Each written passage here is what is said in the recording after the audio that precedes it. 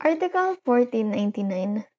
The delivery of movable property may likewise be made by the mere consent or agreement of the contracting parties, if the thing sold cannot be transferred to the possession of the vendee at the time of the sale, or if the latter already had it in his possession for any other reason.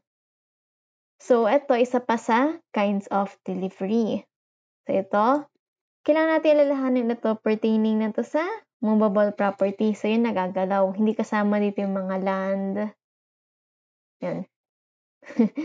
So, may likewise be made by the mere consent or agreement and if nasa possession na ni buyer.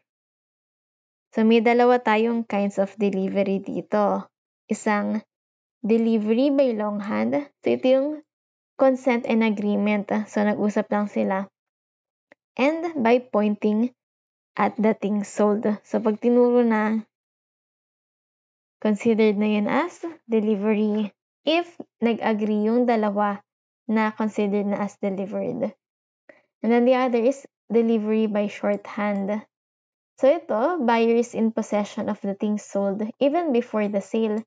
So, yung bagay or yung thing ng ating contract na kay buyer na. So, delivery is made upon perfection of the contract. So, once na meron ng meeting of the minds or agreement or contract na tungkol sa sale, boom, delivered na. Example ng delivery by longhand. So, kunwari, si buyer and seller nag-usap, bebenta ko sa'yo itong isa sa mga baka ko. Tinuro niya.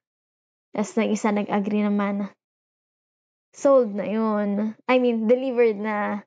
Maybe, hindi lang niya madala or mauwi ni buyer kasi wala siyang sasakyan para dalhin yung baka. Ganon. Pero once na nagkaroon na sila ng agreement na sa kanya na yung cow na yun, considered na siya as delivered. So, kunwari, may mangyari sa cow, tamaan ng kidlat, walang may kasalanan. Si buyer na yung lugi doon. Siya yung magbe-bear ng loss. Next is yung delivery by shorthand. So, for example, si seller kanya tong bike, tapos pinahiram niya kay buyer. Tapos, after ilang days, nag-usap sila. Gusto ko tong bike mo, benta mo na lang sa akin. Sabi niya, sige. So, may na sila, contract of sale. Nag-usap na sila ng presyo, ganyan-ganyan.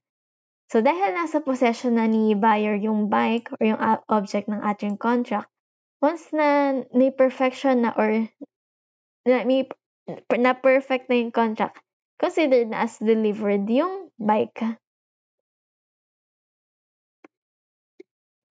And that's it. Please don't forget to subscribe to my channel. Thank you.